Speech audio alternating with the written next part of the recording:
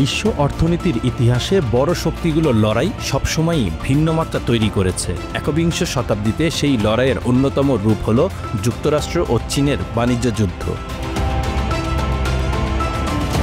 Trump প্রশাসনের আমলে শুরু হওয়া এই সংঘাত শুধু শুল্ক নীতির মধ্যে সীমাবদ্ধ নয়, বরং এটি দুই পরাশক্তির কৌশল, প্রভাব ও ভবিষ্যৎ অর্থনৈতিক দিকনির্দেশনার প্রতিফলন।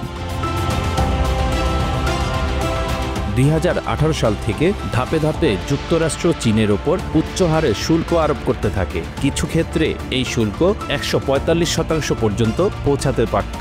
বাস্তবে ন্যূনতম ৩০% শুল্ক চীনা পণ্যের ওপর বসানো হয়। ট্রাম্পের লক্ষ্য ছিল আমেরিকার বাজারকে সুরক্ষিত রাখা এবং চীনের সঙ্গে বাণিজ্য ঘাটতি কমানো।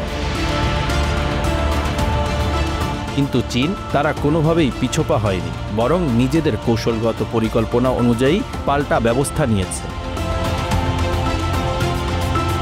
২০২৫ সালের হিসাব অনুযায়ী যুক্তরাষ্ট্রে চীনের রপ্তানি প্রায় ১৫% কমে গেছে, কিন্তু আশ্চর্যের বিষয় হলো বিশ্বের অন্য দেশগুলোতে রপ্তানি বরং বেড়েছে। গত বছর চীনের বৈদেশিক বাণিজ্য ঘাটতি ছিল প্রায় $1 ট্রিলিয়ন। এবছর আগস্ট পর্যন্ত তা দাঁড়িয়েছে $785 বিলিয়ন, যা গত বছরের তুলনায় আরও বেশি।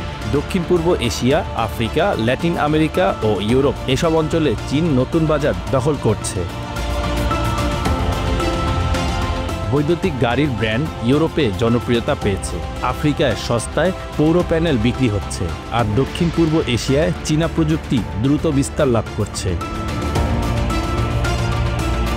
চীনের এই সাফল্য কোনো আকস্মিক ঘটনা নয়। এক দশকেরও বেশি সময় ধরে চীন উন্নয়নশীল দেশগুলোতে অবকাঠামো নির্মাণে বিপুল বিনিয়োগ করেছে। বেল্ট অ্যান্ড রোড ইনিশিয়েটিভের মাধ্যমে তারা বন্দর, সড়ক, রেললাইন তৈরি করেছে, যা এখন বাণিজ্যের বিকল্প পথ খুলে দিয়েছে। ফলাফল স্পষ্ট, যুক্তরাষ্ট্রের ওপর নির্ভরশীলতা কমে গেছে। চীন আজ কেবল রপ্তানি বাড়াচ্ছে না, বরং বিদেশে নতুন কারখানা স্থাপন করে স্থানীয় বাজারেও প্রভাব বিস্তার করছে। তবে চীনের এই রপ্তানি উত্থানের আড়ালে রয়েছে কিছু কঠিন বাস্তবতা। দেশটির ভেতরে রিয়েল এস্টেট খাতে দীর্ঘমেয়াদী মন্দা, তরুণদের বেকারত্ব বৃদ্ধি এবং ভোক্তাদের খরচ কমে যাওয়া, সব মিলিয়ে ঘরোয়া অর্থনীতি ধীর হয়ে পড়েছে। সরকার মুদ্রাস্ফীতি নিয়ন্ত্রণ, সুদের হার কমানো, বাড়ি কেনার নিয়ম শিথিলকরণ ও ভর্তুকি দেওয়ার মতো নানা পদক্ষেপ নিচ্ছে, কিন্তু ফলাফল এখনও নিশ্চিত নয়। তবুও গণমাধ্যম ও ইন্টারনেটের কঠোর নিয়ন্ত্রণের কারণে বাণিজ্য যুদ্ধের প্রকৃত ক্ষতির বিষয়ে মুক্ত আলোচনা দেশটিতে সম্ভব হচ্ছে না। চীন শুধু প্রতিরোধই করছে না, বরং যুক্তরাষ্ট্রকে পাল্টা আঘাতও হানছে। যখন ট্রাম্প অতিরিক্ত শুল্ক আরোপ করলেন, চীন যুক্তরাষ্ট্রে বিরল ধাতু ও চুম্বক রপ্তানি স্থগিত করে। এই উপকরণগুলো গাড়ি, ড্রোন, রোবট এমনকি ক্ষেপণাস্ত্র তৈরির জন্য অপরিহার্য। বিশ্বের প্রায় ৮০% চুম্বক উৎপাদন করে চীন।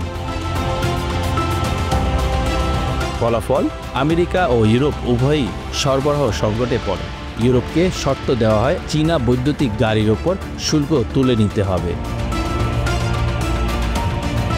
আরেকটি বড় পদক্ষেপ ছিল মার্কিন সয়াবিন কেনা বন্ধ করা। বিশ্বের প্রায় ৬০% সয়াবিন চীন কিনে থাকে, অর্থাৎ এই ক্রয় বন্ধ করে তারা সরাসরি আঘাত হানে যুক্তরাষ্ট্রের মধ্য পশ্চিমাঞ্চলের কৃষকদের ওপর, যেখানে ট্রাম্পের অর্থনৈতিক প্রভাব সবচেয়ে বেশি।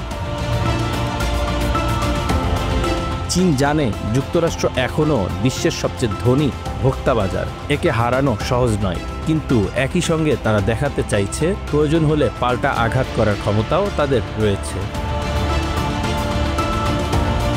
Bangla affairs news desk.